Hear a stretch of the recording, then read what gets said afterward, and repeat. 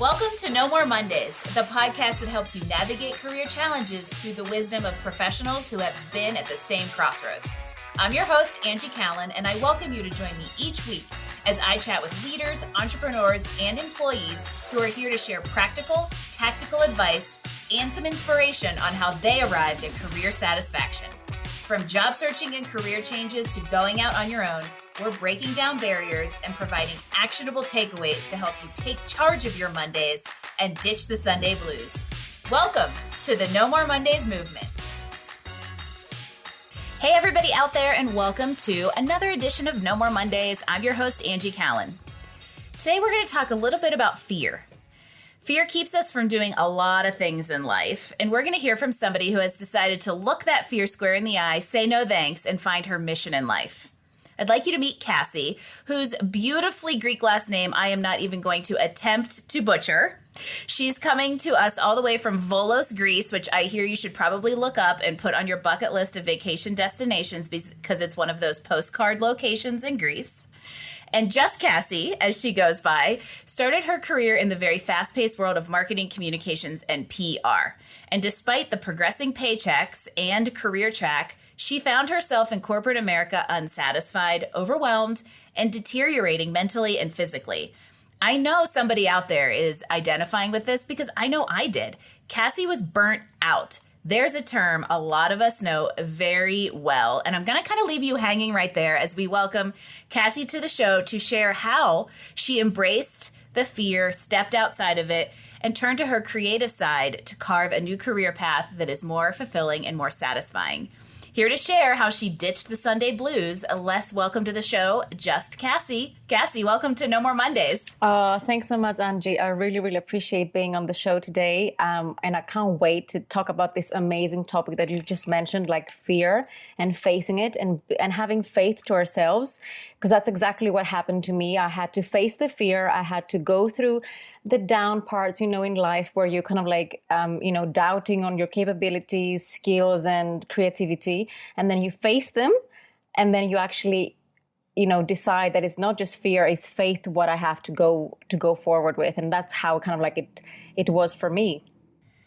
Absolutely. And we were joking before we actually started recording about how when she was reading about me and I was reading about her, Kassi and I have a lot of similar, I think, beliefs and kind of like almost the emotional mental journey of our careers and being in that stressful place and really kind of taking the risks to go and put yourself in a better place. And Kassi, you got bonus points from the get-go because you actually wrote about how you decided to stop dreading Mondays and losing the Sunday blues. And I was like, okay, she's the perfect No More Mondays guest. So let's fill everybody out there in a little bit.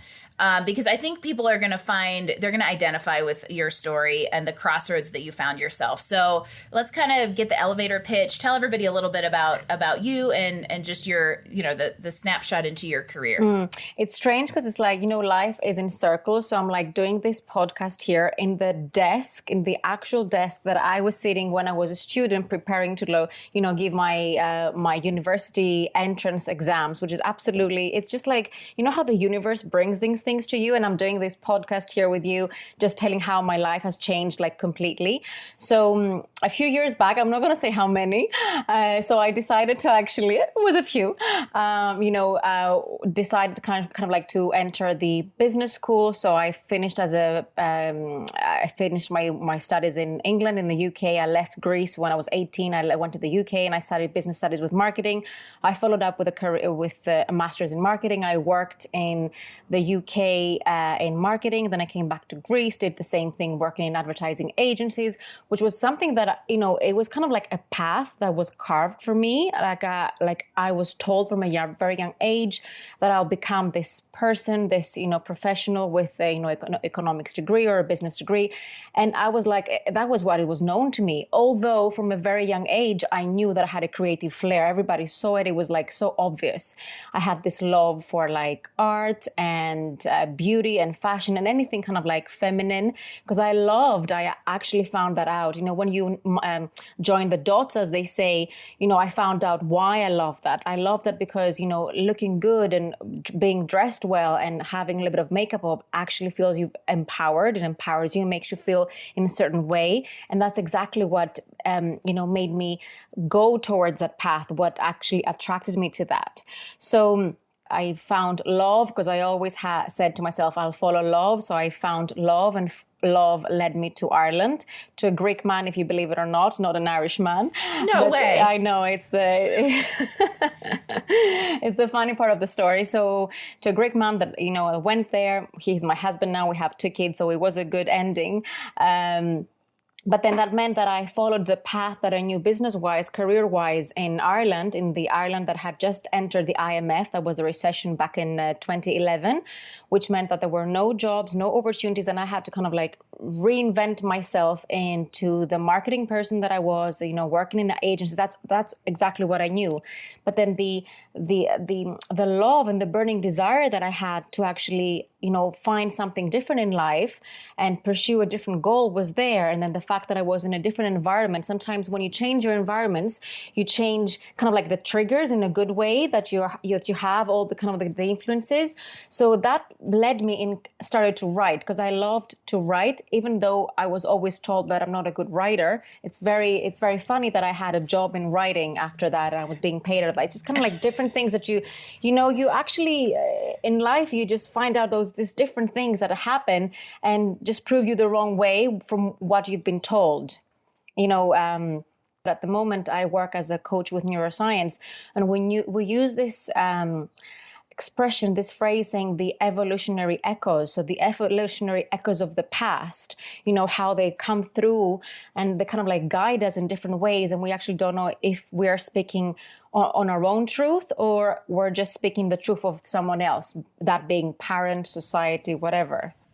And those can often come in and be like, they turn into self-limiting beliefs. Absolutely. Or they almost become our truths, even though they may not necessarily be the truth. And it is really interesting how that kind of like nurture situation it really does form who we are. And sometimes when you get to adults, you look back and you go, oh, maybe that wasn't quite right. And then you have to kind of like unwind yourself from, whatever, let's say, baggage that's created. And I like you, I grew up in a more of a traditional time and environment where it was kind of like, you're going to go do one of the big major careers kind of a thing. You can do and be whatever you want to be, but it's mostly in one of these boxes. Yeah. And also there weren't as many career tracks in 20 years ago when I guess was getting out of college there. I'll just age myself, but it's definitely very true that there was kind of that expectation of like, go to the university, get the degree, do that thing. And so you really struggle with that idea of like breaking that kind of tradition and expectation. And you had mentioned, I picked up on this and really kind of loved the idea of well, it was a negative situation, but I love this idea of thinking about this idea that you felt like you were living like a double life. Yeah. So you had this corporate job during the week and then trying to, live out passions in the nights and the weekends. It was crazy. Like, how did that, talk to me about, because I feel like that's probably a good point in the journey to continue. How did that come in? So basically, after finishing my bachelor's degree, after finishing my master's degree, after working in London, after working in Athens in the big PR and advertising agency with the very big like clients, I said to myself, I really need to pursue my passion. My passion was makeup, like, believe it or not, like from a young kid, I loved like art and like painting, and it was just like an expression for me, just because I just mentioned, it empowered women. So I made sure I put myself into a makeup school. It was funded by my mother. It was her gift actually to me, because she said, okay, you've done your studies and everything. Now I want to give you this gift. So I finished the school, and then I was working, when you work in PR agencies and advertising agencies in Greece, you work like long hours. Like we're talking about long hours, like 10, 12, 14, sometimes like all-nighters. It was just crazy. Everybody here says that there's like a timeline on how long you can work in an agency, because of the high burnout. Absolutely. And it's like, there's like an expiration date. By the time you're like 30, you're over it. Absolutely. And that's exactly the timeline. You're absolutely right. Spot on to that. So because I had that passion in the weekends, I actually had to become more creative. So I made sure through my school that I went to all the fashion shows for free. I did all the makeup for all the girls, for all them. I met all the designers. I met all the highly paid models. I made sure I was in every exhibition out there from designers from abroad, just to make sure I filled my cup as a creative. And then I would go back on Monday morning, wake up, be this corporate person that had to deal with, the clients and the briefs and the designers and the web developers and the engineers, and which in a way it excited me because I was very young. I was young. I was a lot younger than what I am now. So it was very exciting. I had no boyfriend, no pets. It was just me, my job, my art, and going out with my friends. It was fine. It was perfect. I was living the life, But then as you grow up and as you realize the values of your life, as you kind of like, you get a wake up call at some point. And you realize, hang on a second, is this me? Because all I did back in Athens was like work. I danced because I love dancing. I went to my dancing school. I did my makeups in the evenings, and that was it, And I was finding myself burned out from trying to pursue my own life. And I remember my own passion, and I remember myself back when I was 21, living in London, it was so amazing for me. And I had my first job. It was like an internship, a placement year, as we called it, and I had to do my dissertation on that. It was funnily enough, the name of the dissertation I wrote was Motivation in the Workplace, because everybody was so unmotivated. Like the company was trying to motivate them every single day to actually do their work. Talk about full circle. Absolutely. I know. It's like, whoa. And I remember myself when I was 21, I felt that my life started after 5:30 p.m. It was crazy. I felt that I was a whole different person from 9 to 5:30. I was a whole different person, corporate, doing the job. And then I lived my life after 5:30, and I ended up obviously going to bed at 2 a.m., 3 a.m. because I wanted to live my life, which was to read my books, do my art, read or cook. So it was, I couldn't do that because the day has 24 hours. You quite literally were living a double life. But what that means is you burn the candle at both ends. Absolutely. And, I'm sure the sleep deprivation definitely took a physical toll. And I'm sure all of this built up to a catalyst that really created, like, how and when did you arrive at really the crossroads and make the decision to make the bigger change? Yeah, so that will take us back to when I was in Ireland, and while I was obviously pursuing the marketing and agency jobs, and I then managed to move into the more corporate jobs, working for one of the biggest IT companies around the world, where it was really a huge client, great paycheck, I have to say, but a lot of stress and burnout for sure. But in the same time, I was pursuing my passion, which kind of like gave me, a bit of sanity, which was actually blogging, about beauty, fashion, makeup, and then travel. I ended up having collaborations with beauty companies. I was traveling abroad with companies with different tourism boards to advertise their countries. So I was doing that while working full time. And then at some point, and then on top of that, I was actually creating workshops, it was called Own Your Beauty, where people would kind of like own their beauty within and without. It was all kind of like under the sphere of empowerment. So at some point I was like, I can't do this double life anymore. It was just like, it was like a crossroad. And the crossroad, when it was? We had decided to go to Bali with my husband and some friends, and I was asked to work from Bali. Oh, yeah, that probably would have been that is a wake-up call. So I was like, I've paid a fortune for this holiday. I've been planning it for all year. And I can't even take my paid time off to be here. And you're asking me to cover 2 days when I'm in Bali. I'm like, I can't do this. So as soon as I came back, I literally just handed in my resignation. Well, and you eventually made, and this is one thing I wanted to like linger around a minute, because you actually made the decision to go back to school after becoming a mom. Yes. So and a lot of people I talk to struggle with, like, do I go back to school? Don't I? How do I? How did that come into play here? And you want me to make this even better? I actually found out that I was pregnant on my second child while I was in the school.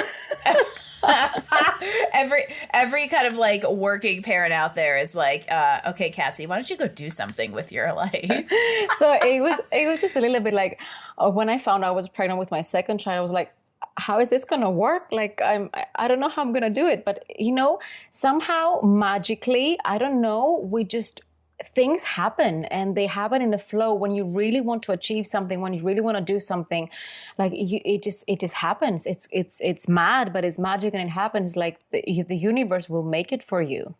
So I decided to actually, after leaving my corporate work, and I was working with my blog and freelancing and all these type of different type of jobs and roles to be able to keep, my paycheck, which it was obviously it's different than having a corporate job. I discovered kind of like the personal development field, which I knew that I was very drawn to. And then I knew I was taking different courses, but then I was like, I have to make this like, properly, because this is what I see myself. I see a calling there, this is where I am. So I decided to take on my course, about 9 months to a year long, along with the accreditations and all the work. And it was the best thing I could ever do.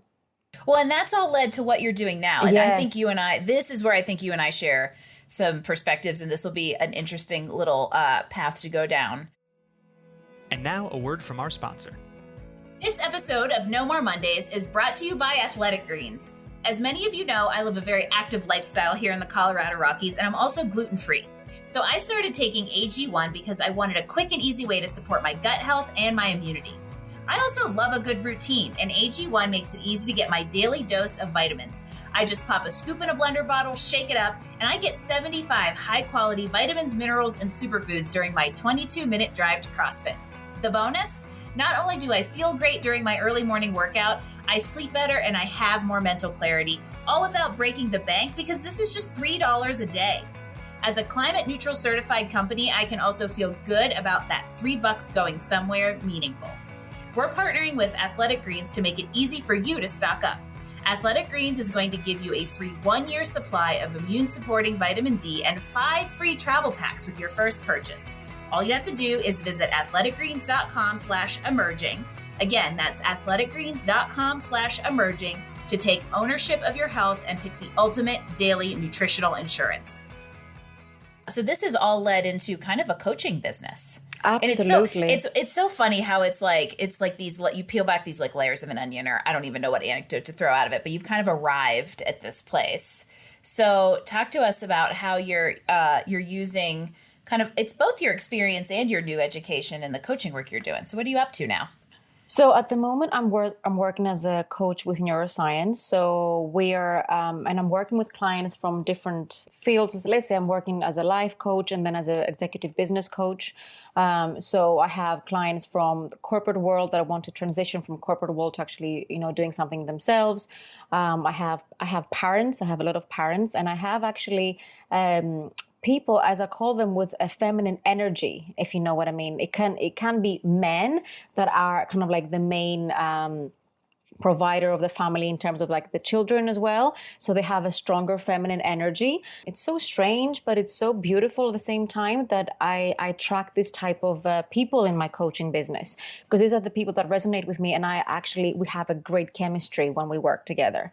So I have like corporate people, I have like a family people as my clients. So it's kind of like a nice mix to keep. Well, it's a reflection of the different stages you've been. So somebody, the corporate people, you have empathy, and you can relate to them from your experience during that time of your career. And it's very likely they're feeling a lot of those same feelings and challenges you were. So that there's kind of common ground there. There's actually studies out there that show that men work really well with like female mentors and coaches, and vice versa. And I tend to find that I work with a lot of men, and the energy thing is really interesting. But I feel like what's really cool about stepping into kind of a coaching business is so much of it is rooted in your experience and what you've been through in life and how you can meet your clients in those places that you've kind of also been, whether it was 10 years ago or 10 minutes ago. Absolutely. I totally agree. And I totally agree with what you said about, men having a woman as a coach or, a mentor. Is the energy is a lot different because they can be a little bit more vulnerable than they can be with a man. And, you have a bit more of the empathy. Not that men are not like, I don't want to be sound, that it's not, but it's just like kind of like something there that it's, it's lingering in the air. And as we know, like us humans are open loop systems, we have an open loop system. So the energy flows from one person to the other. Like here, we're sharing this screen and this audio, and like there's energy here flowing. And even though you're, the other side of the world, there is so much happening in between, and we know there's always a connection. So yeah, that's kind of like how I see it when I work with my clients. And it sounds like, as far as, when you work through the crossroads and really arrive at satisfaction, a lot of things come together. And it sounds like you have found a way to bring together not only the different experiences and knowledge you've gained across the journey that you've taken, but if the way you approach coaching is anything like the way I approach coaching, it brings together that kind of like, let's say, like intellectual component with some of that creativity. And it might not be artistic creativity. However, you get the strategy and you get to bring together kind of both sides of that brain that want to be fired, and just being creative or just being, in kind of a more analytical setting doesn't feed both sides. So it sounds like that's happened in this place you're in too. And you're so right in saying that. And I really want to point that out because we say the word being creative, and they absolutely, everybody just thinks of arts and just, painting and clothes and, designing.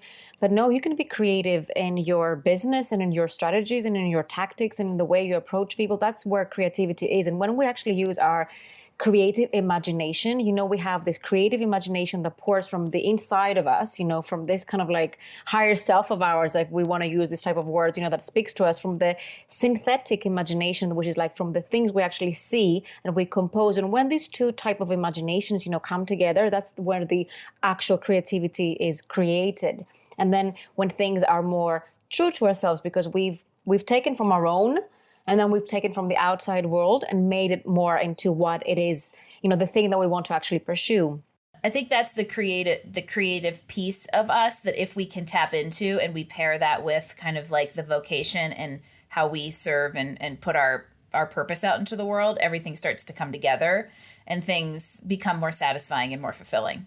So there you go. There's your words of wisdom from Angie and Kassi today. So actually, let's give everybody else a little bit more wisdom. What would you say to somebody who's sitting there just shaking their head at this conversation and going, yep, I am burnt out. I'm burning the candle at both ends. I'm living a double life. Maybe they're afraid of change. They know they want to step out, but they just can't get themselves to do it. Like what would you tell them to do as like a first step, or what kind of encouragement would you give them? Yeah, well, first thought is like, just do it. Like there's nothing you're going to lose from it. The only thing you're going to do is like learn. Even if you don't succeed in what you want to do, like, successes comes from many failures. We know that, if you don't fail, you're never going to succeed. So we're designed to fail because we're going to learn, and then, we're going to do better. But then as the first thing is like, if you want to do something which is different from your corporate job or from whatever you're doing at the moment, is do the research. Make sure you are, what you're aiming for to do is like, there's a need out there for it. Just do your research. And then what I'm also going to say is make sure you have a good bank account. Make sure your bank account can support your, if you actually decide that you want to quit your job and, go, all in for a year make sure you have the money there to support you. If you don't, that's absolutely no problem. You just have to kind of like find the ways and work part-time and do the 80-20 rule, when you move forward, to actually make sure you want to go into the right path, basically. It's funny because I don't get to actually sit and talk with many other people or coaches specifically who kind of specialize in that little, I call it the employment to entrepreneurship niche, because it's a really unique space to play in. And this is cool. You and I could go down a real serious rabbit hole in this one. I know. But I think I recently actually wrote an article on this, shameless plug for the Career Benders blog, but you don't necessarily have to cut the cord. And if that is, and because that's a really, really big leap. And in my opinion, if you know you want to make this shift, there are ways to mitigate the risk so that if you do fail, it's a learning experience Absolutely. and not a complete detrimental shock to your system. I mean, I think I counted one day that I have started 13 businesses or owned 13 businesses, and Career Benders is finally the one that pays me more than anybody else has ever paid me, employs my husband and 2 other people, right? So all of those 12 experiences before have helped inform how I do business and how I don't do business. And so there's very practical learning experiences that come in. If you want to be, cliche, you don't really fail, you learn. Absolutely. But I agree that I think a small step, because it's like do something. Don't do nothing. Whether it's literally just researching or making a call to a coach to get information on how it could look, or starting to save a little extra money so that you have a better nest egg in order to have some flexibility around how a transition looks.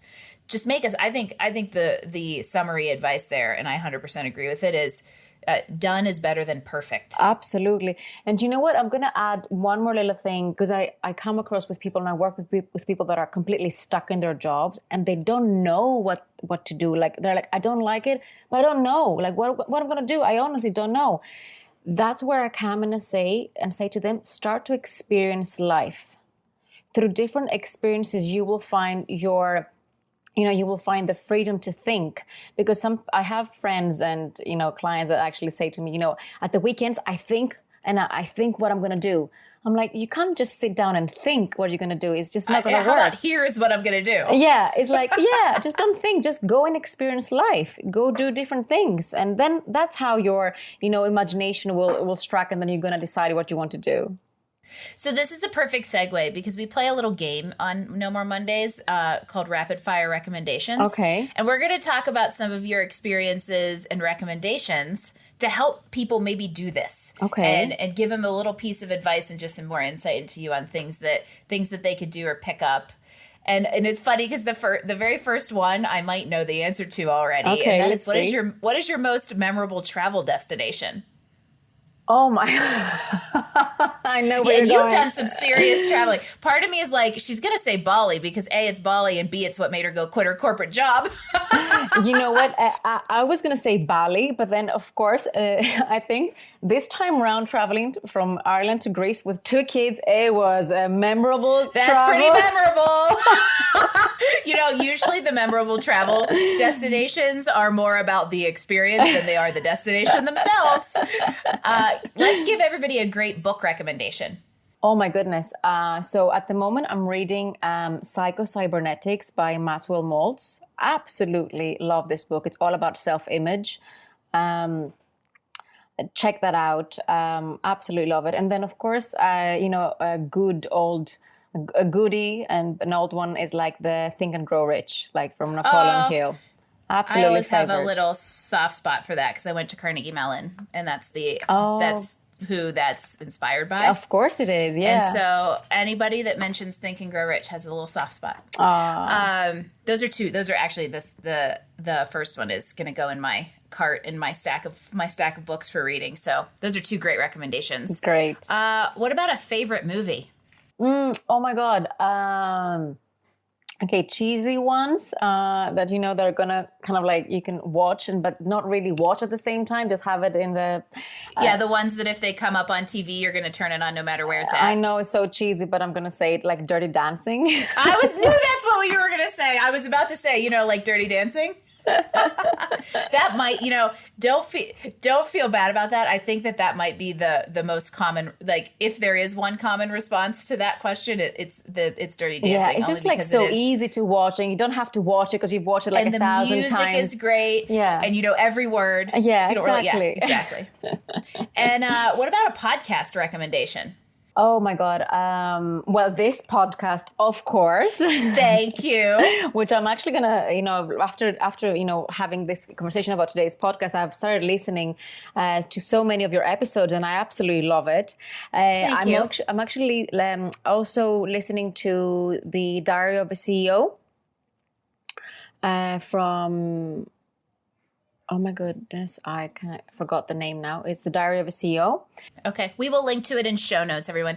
I really like mine is Eventual Millionaire with Jamie Masters, and I have a hard time finding podcasts like that, and I have a feeling this might be one of them. Yeah, so you're gonna we'll link love to it in show notes. Yes, definitely. Absolutely. So that way you'll know where to find it. But just by the title, I already think that that's probably one I'll put on my list. And of course, this is a show about Mondays. So what's the first word that comes to mind when I say Monday? At the moment is like happiness, productivity, let's go for it. I'm actually really happy when Monday starts because I know that, the new week starts. So I would say just being happy and productive. That's kind of like how my Mondays look like now. I think that's a good way to go into it. It doesn't have to be like this, like, I'm so excited, I'm enthusiastic, but I am perfectly fine that it is Monday and I'm going to be productive in it. I tend to feel the same way because I'm a pretty routine driven. And so it's nice that on Monday I'm like, okay, I get to go back to my routine for the next 4 or 5 days after whatever adventure we've gotten into over the weekend. And it's still work. It's just that you love your job, but there are like mundane things with work, but you love to do them. So you have to be happy. You don't have to be like, over the top, as you said. Yeah, I think that there's a nice sustainable level of satisfaction there. That's a good baseline to keep you going for a long time versus like extreme highs and extreme lows. Absolutely. I could ask you questions all day. You have to come to Greece to go for a coffee? Okay, darn. Or I'll come to Ireland to go for a coffee. To Ireland, I don't know. As we start to wrap up 1.0, I would love to give everybody a little tidbit. How can they find you? How can we follow along on your quite literal worldwide journey and your coaching journey? How does everybody stay in tune with Just Kassi? So you can find me on Instagram is at Just Kassi. Like the blog is still alive. If anybody wants like tips on traveling and it's still there. It's justkassi.com. But I have my new website launching this month, which is kassi.coach. And that's launching this month. Is actually under construction at the moment. We're working with my congrats. developer. Yay, finally. And this has been just a really fun conversation. Great way to start my morning here and evening for you. Yes, I really enjoyed it. I really enjoyed it. Yeah, this is really fun. And as we close out, I would love let's give everybody one more piece of advice. What is something everybody out there can do to get one step closer to career satisfaction? Very good question. I think, from a coaching perspective, is like, obviously, if you're not happy where you are at the moment, like you should be vocal about it. Just start communicating that, one, with yourself, because sometimes you might be hiding it from your own self, then to your family or circle of friends, and then go speak with someone who is going to genuinely help you. A coach or a career coach, of course, like Angie is one of the best career coaches out there. So you should definitely, speak with someone who can help you genuinely and lay down the ground for your next move. Because maybe just having clarity is the best thing to move forward. Can anybody tell that Kassi used to be in PR? You're my new favorite brand champion. But I think that this is good advice because I think the piece about admitting and talking to yourself about it, I think is huge. And then seeking out unbiased, trusted wisdom, because everybody that you surround yourself, your family, your friends, your spouses, your kids, they all love you and want you to be happy, but they also have motives of their own. Yep. And whether they're good or bad, they have, an agenda in how you carry out your life. And so stepping outside of, let's say, advice that can be biased, whether that's positive or negative, and seeking out somebody like a mentor who can really guide you around what you want and your goals is a great, great piece of advice. Even if that's just one kind of exploration call. Yes. To just know what you don't know. It's a great way to get started. So there are a lot of great little pearls of wisdom and gold nuggets throughout this whole conversation, Kassi. This has been awesome. We're going to do this again. So you will all hear from Kassi again as she starts to grow her coaching business. And I'm so grateful for you joining us today, thank taking you so time much. out of your stay in Greece to join the No More Mondays movement. So thank you so much. Oh, thank you so much. It has been an absolute pleasure. Can't wait, to do this again. And maybe next time I'll be in a different destination just to kind of like spice it up. We got to mix it up. Yeah, exactly. Absolutely. Where in the world is Kassi during this recording? It's kind of fun to think about some of the global guests that we have here on No More Mondays, because it's just fun to see how people have added that and created that ability and that freedom, within their careers. And we always love hearing from people who have successfully navigated career crossroads, ditched the burnout, ditched the Sunday blues to chart a path to success and satisfaction. Kassi, you're one of them. I'm so grateful that you came and gave your advice. Thank you again. Thank you so much. It's been an absolute pleasure. And I can't wait to listen to this interview when it's going live. Yeah, exactly. And for all of you out there who have listened to this, we would love for you to go and leave us a 5-star rating, subscribe to No More Mondays wherever you get your podcasts. It is a huge help as we continue to inspire confident professionals everywhere around the globe with stories like Kassi's. If you want to leave us comments, feedback, guest suggestions, or grab the show notes and links from today's episode, visit us online at nomoremondays.info, and we will see you next week for another episode of No More Mondays. Thanks for joining us for another episode of No More Mondays. Tune in next week as we bring you more insights and actions to help you improve your professional life and find career satisfaction. Don't forget, visit us online at nomoremondays.info for all the details, show notes, and recommendations from this episode. No More Mondays, we drop new episodes every Wednesday. No More Mondays is brought to you by Career Benders, Inc. in partnership with executive producer Jane Durkee. For more information about career coaching, resume writing, personal branding, recruiting, and entrepreneurship coaching services, visit our website at careerbenders.com.